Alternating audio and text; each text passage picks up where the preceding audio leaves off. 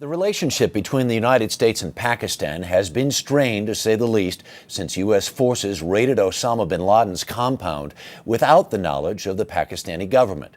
Today, Secretary of State Hillary Clinton made an unannounced visit to Pakistan. More on that from Chief White House correspondent Chip Reid, who's traveling with the president in Poland. After what appeared to be a tense meeting with the leaders of Pakistan, Secretary of State Hillary Clinton did not mince words.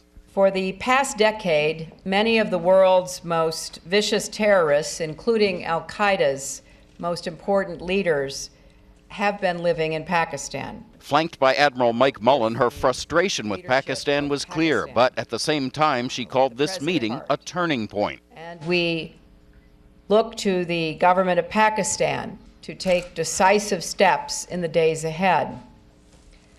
Joint action against al-Qaeda and its affiliates will make She did not specify the decisive steps needed, but analyst Juan Zarate says some action is necessary. Well, any step taken publicly or even privately to demonstrate cooperation between the United States and Pakistan is very important at this point.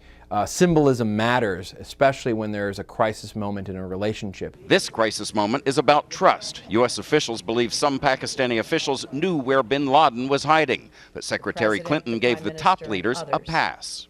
There is absolutely no evidence that anyone at the highest levels of the Pakistani government knew that Osama bin Laden was living just miles from where we are today.